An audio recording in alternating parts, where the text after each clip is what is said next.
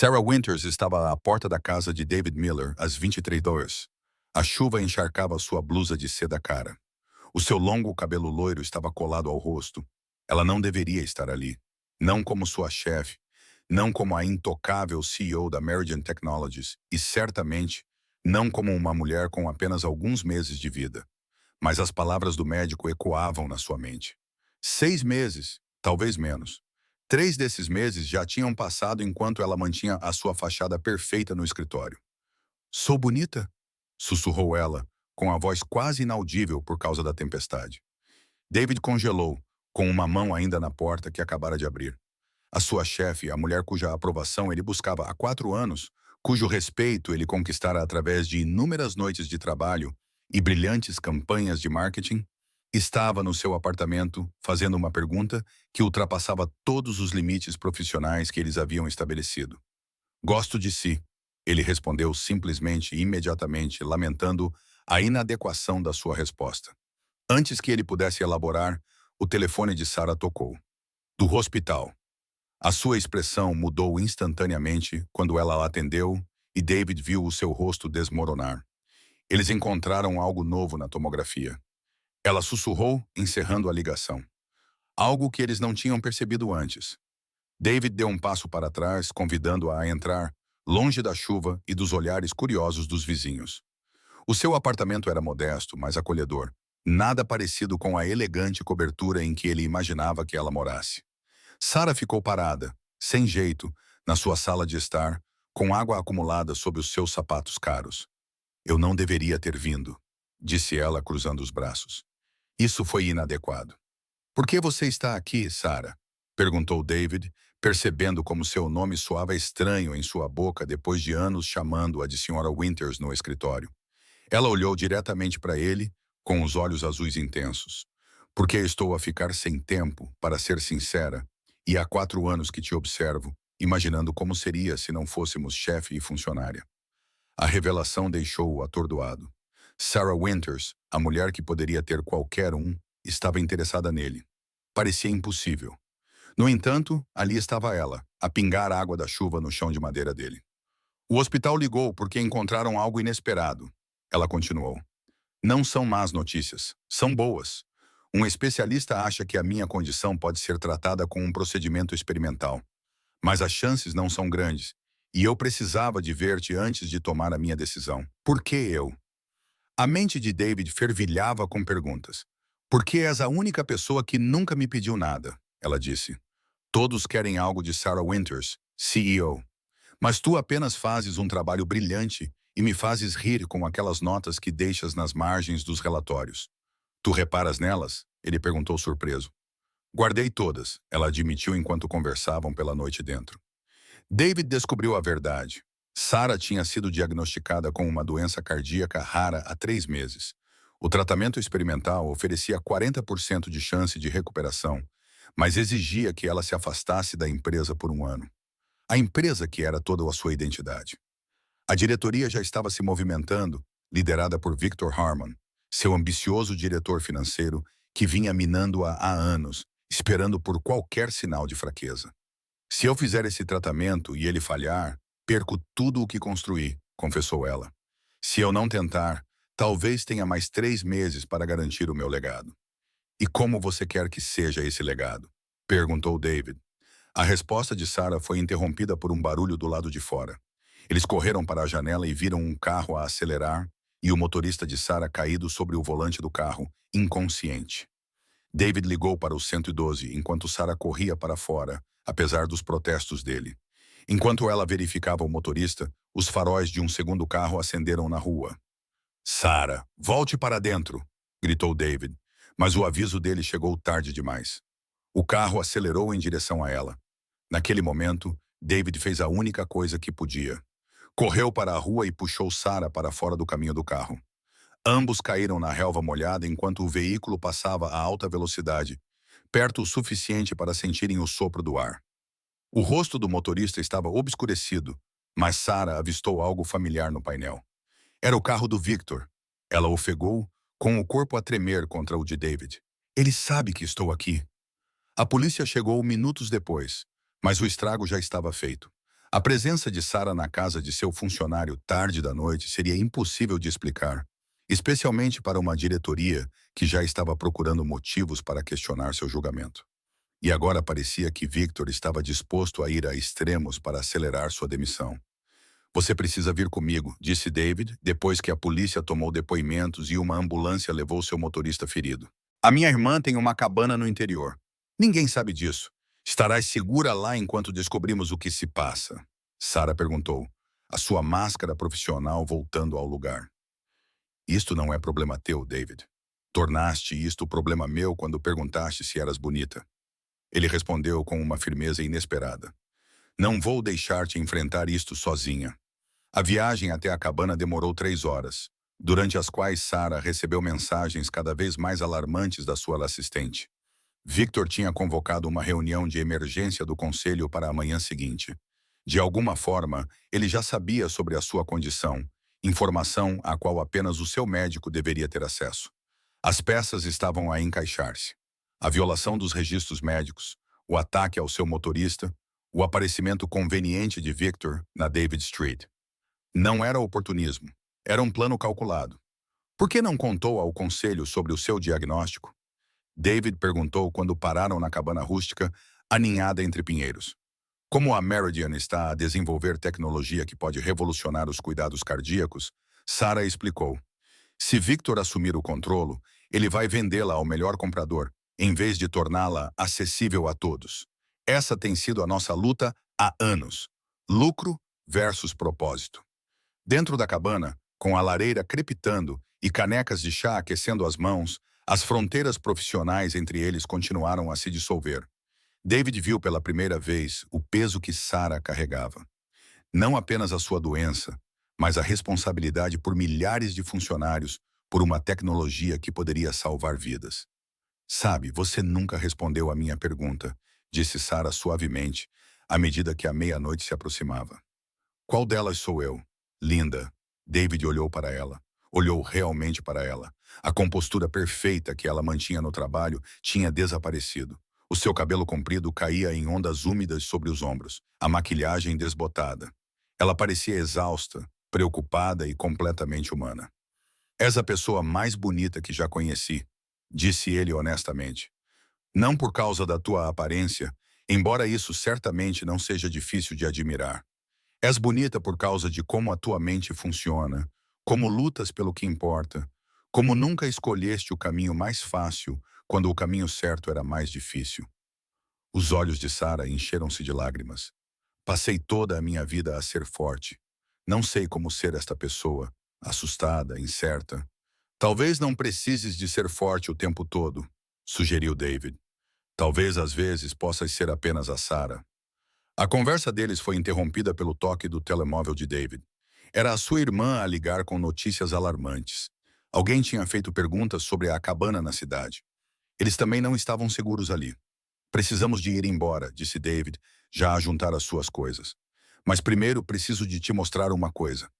Ele abriu o seu portátil e abriu os ficheiros em que tinha trabalhado durante meses. Planos de marketing para a tecnologia cardíaca da Meridian, que enfatizavam a acessibilidade em vez do lucro, completos com projeções financeiras, mostrando como a empresa poderia prosperar e ainda assim cumprir a visão de Sarah. Tenho desenvolvido isto no meu tempo livre, explicou ele. Acredito no que estás a tentar fazer e acho que posso ajudar-te a convencer a diretoria de que a abordagem do Victor acabará por prejudicar a reputação e o valor a longo prazo da empresa. Sarah olhou para o ecrã, depois para David. Fizeste isto sem que te pedissem. Fiz porque acredito em ti, disse ele simplesmente. Naquele momento, com o perigo a aproximar-se e o seu futuro incerto, Sarah fez algo completamente antiprofissional. Beijou-o. Não foi um beijo de gratidão ou desespero, mas de reconhecimento, de encontrar algo inesperado e precioso. Saíram da cabana antes do amanhecer, dirigindo-se de volta para a cidade com um plano a tomar forma entre eles. Sarah enfrentaria a diretoria, revelaria a sua condição nos seus próprios termos e apresentaria a estratégia de David como o caminho a seguir durante o seu tratamento. Mas primeiro precisavam de provas da traição de Victor. O que não sabiam era que Victor já tinha antecipado o seu regresso. Quando entraram na garagem subterrânea da sede da Meridian, o telemóvel de Sarah tocou com uma mensagem de texto de um número desconhecido. Verifique o seu e-mail antes de subir. O vídeo em anexo mostrava Victor a encontrar-se com o médico de Sarah e a troca de dinheiro. O remetente permaneceu anônimo, mas a mensagem era clara. Alguém mais na empresa estava do lado deles. Munida dessa prova e do plano estratégico de David, Sarah entrou na sala de reuniões naquela manhã, não como uma mulher enfraquecida pela doença, mas como uma líder com uma visão clara para o futuro da empresa. O confronto com Victor tornou-se uma lenda corporativa. A cara de choque dele quando ela reproduziu o vídeo, as tentativas desesperadas de explicar a votação unânime do conselho para destituí-lo. "Acha que isto acabou?" sussurrou Victor, enquanto a segurança o escoltava para fora do edifício. "Esta empresa vai desmoronar-se sem mim, e você não viverá para ver o que acontecerá a seguir." A sua ameaça pairou no ar, mas Sarah permaneceu firme, com David ao seu lado.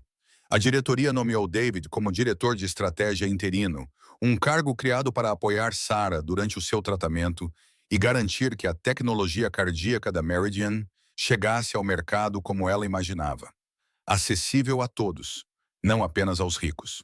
2 semanas depois, Sarah iniciou o seu tratamento experimental no principal centro cardíaco de Nova York.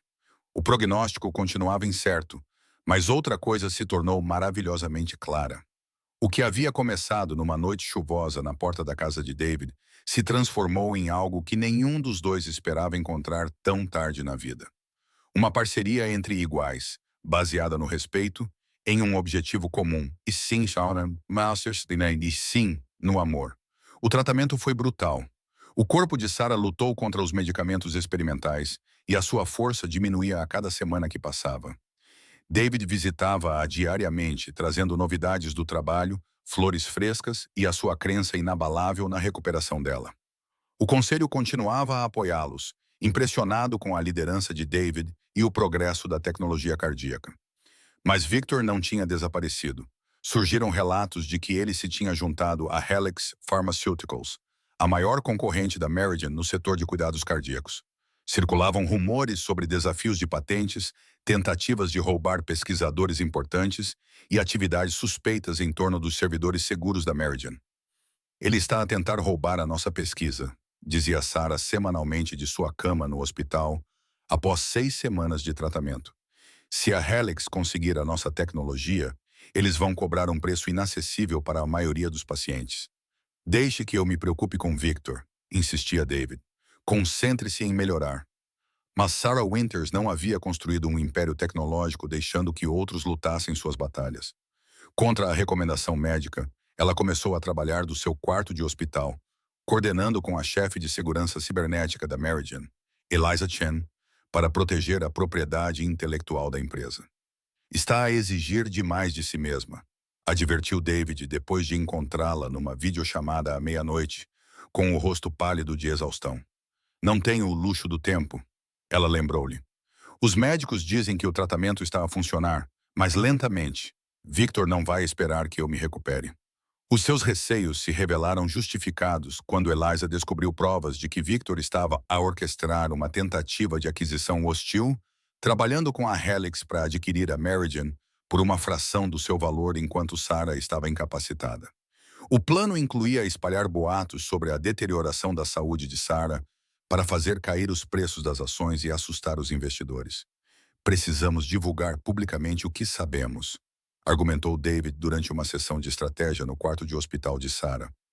Os equipamentos médicos apitavam constantemente ao fundo, uma lembrança constante do que estava em jogo. "Ainda não", rebateu Sarah. "Se revelarmos o que sabemos, Victor apenas mudará de tática. Precisamos apanhá-lo em flagrante." A oportunidade surgiu 3 meses após o início do tratamento de Sarah, quando Victor abordou um membro importante do conselho com informações privilegiadas e um suborno substancial. O que Victor não sabia era que o membro do conselho estava a trabalhar com Sarah e David, gravando cada palavra da sua proposta ilegal. As provas eram contundentes: espionagem corporativa, tentativa de suborno, roubo de registros médicos. O FBI se envolveu e Victor foi preso ao sair de uma reunião com executivos da Helix. O escândalo abalou a indústria farmacêutica, com as ações da Helix despencando quando o seu envolvimento no esquema veio à tona.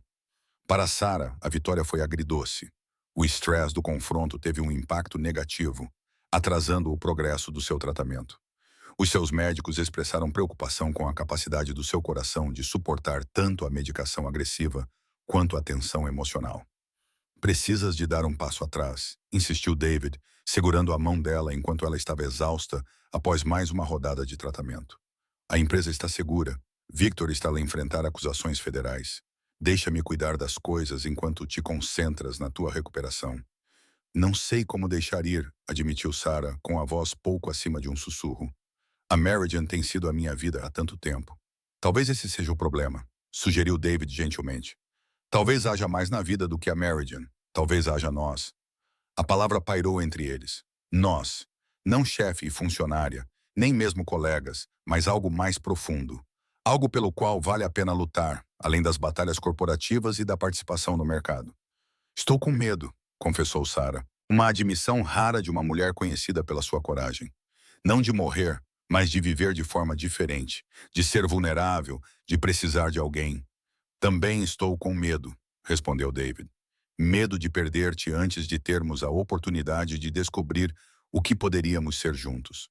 Naquela noite, Sarah tomou uma decisão que chocou o mundo dos negócios, mas que parecia certa no seu coração.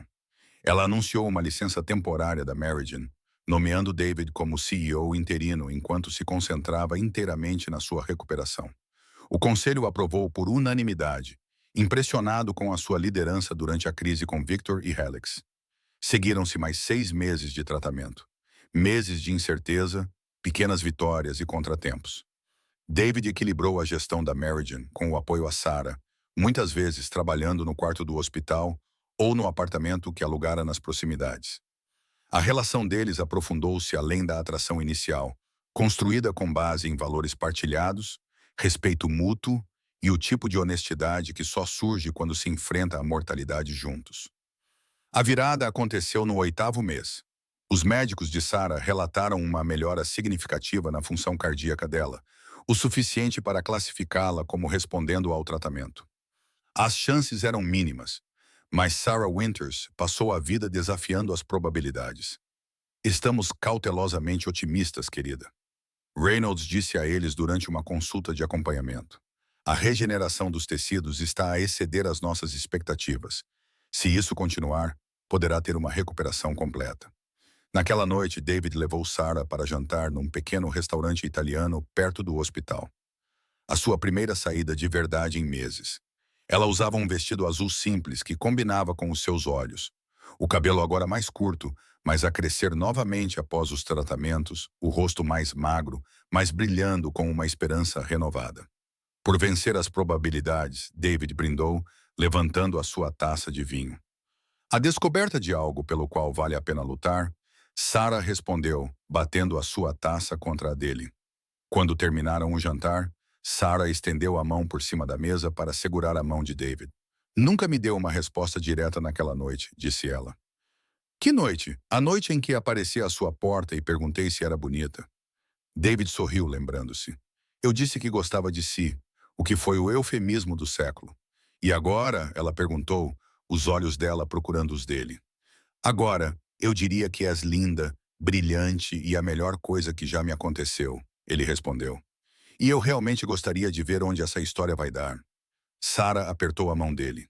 Eu também.